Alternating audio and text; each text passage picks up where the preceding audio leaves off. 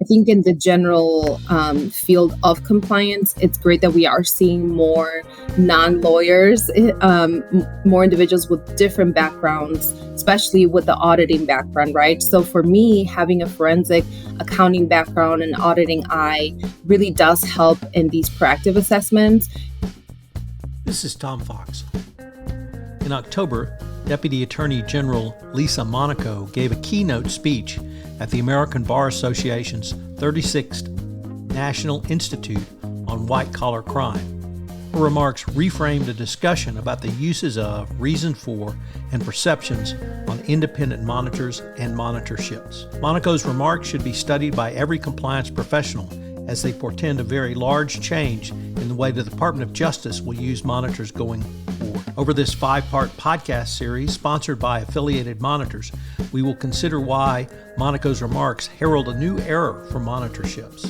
In other words, it is not your father's monitor. We will look at change in monitorships from the white-collar enforcement and defense perspective from Bethany Hengsbach.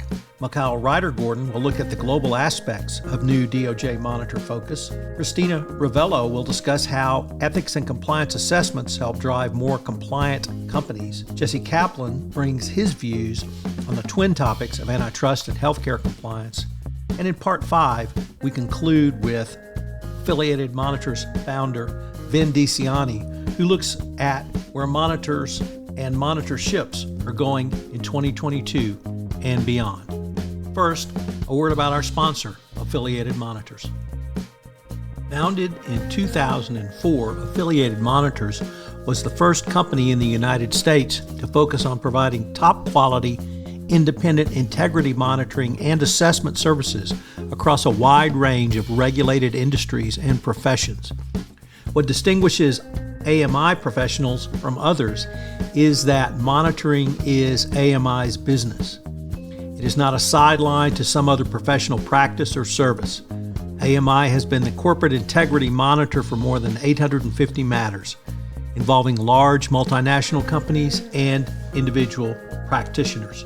For more information, check out their website, www.affiliatedmonitors.com.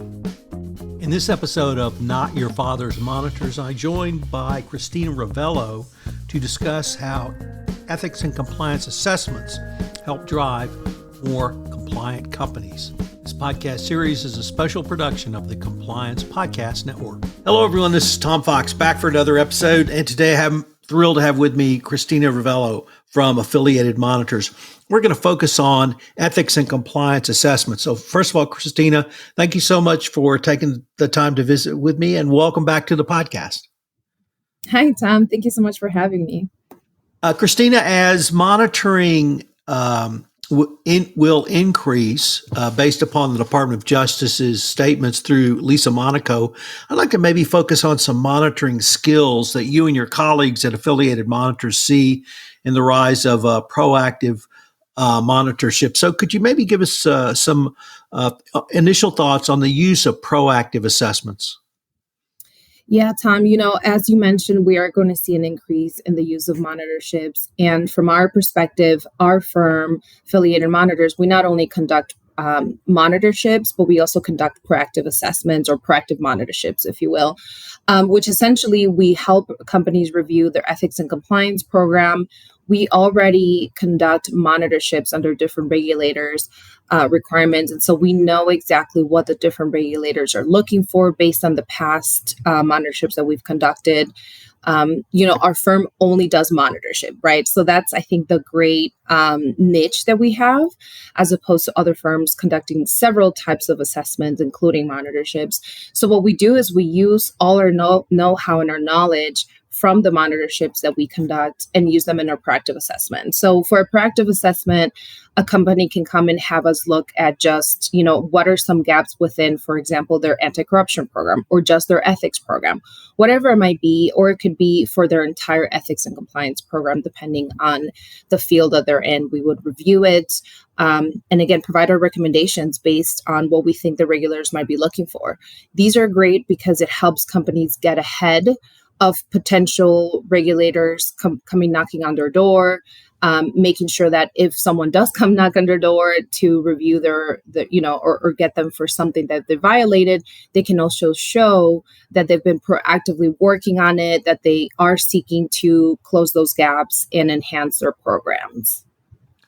So, Christina, in terms of the what you would do, I understand that you would come in and look at a company's policies, procedures, controls, and a wide variety of other issues, and then really wed that with what AMI understands to be the government expectations, so that you can present a coherent plan to a company to address any gaps or needs for remediation. Would that be a fair assessment?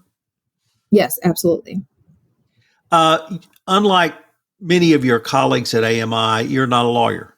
I'm not a You're not a lawyer, and your professional background is very different, and it gives you a different focus than someone like me who's professionally trained as a lawyer. So I was just wondering if you give a few words about the types of things an internal auditor or a forensic auditor might look at in a proactive assessment.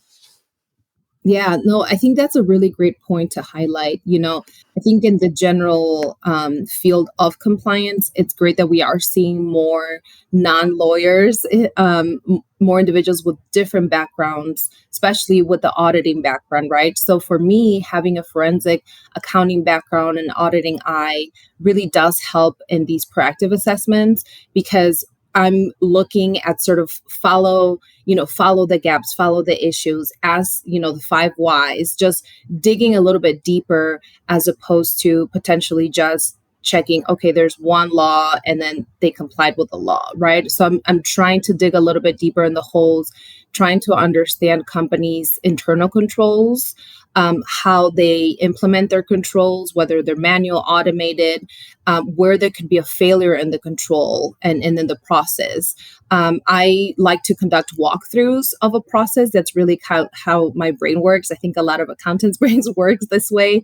But conducting a walkthrough of your entire process, sitting with different individuals, having interviews, really understanding, sort of being the feet on the ground of whoever's implementing that process, and then really picking and identifying the different failures that could come up throughout the different controls in the process. So from that standpoint, I think we look at things from a different lens, right? We always think there's something else that could be enhanced, and we want to make sure that we are identifying those issues.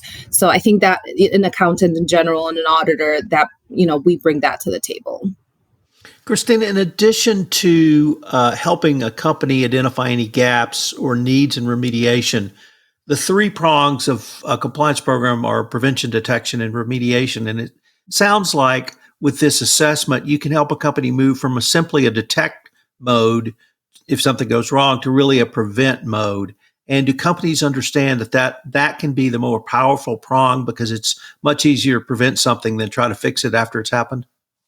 Absolutely. Yes. And that's really what we want to do, right, with the proactive assessments, is help them identify their gaps and set either new controls or automated control that was failing often manually. And if you move it into an automation, that sometimes it does help. At the end of the day, we still have humans executing. So you might still have some issues, but for the most part, we are helping them. We are helping them evaluate their controls and making sure that they are preventing on future failures. One of the clear themes throughout this podcast series, Christina, is culture and compliance and ethical culture. But all of your colleagues at AMI continually talk about culture. So I wanted to maybe start by asking, is the assessment of culture a part of an overall ethics and compliance assessment? Yes, that's one of our main focuses as well, because I think a company's culture, compliance culture, and just an ethical culture will tell you a lot about how different controls are being executed, right? So even if we just sit down and have focus groups and interviews with different levels of the individuals working at the company, from CEO level all the way to someone sort of executing the individual control at the bottom, in as they're describing what they do, and just if they say, oh, my boss doesn't care if I approve this on time, those little conversations that we have lead us to understand the bigger picture of tone at the top as it relates to compliance execution, and ethical values. And all of that will tell us, how often could we identify individuals not complying with policies or procedures just because the tone at the top is not there, tone at the middle isn't there, and overall their culture isn't as ethical and compliant as they might make it appear to be. Cristina, how do you see culture playing out, not in really response to regulators, but with another stakeholder group for corporations, which are their own employees or those that want to do business with them? And are you seeing culture as a more important business differentiator for talent acquisition now? Yes, as we know, millennials are making up most of the workforce now, and I think they anticipated making it higher than 50% in a few years. And millennials, especially post-pandemic, millennials want to be happy, and money doesn't always get you that level of happiness, right? So they want to work for companies that are ethical, that are socially responsible, that are behind the right things that they care about.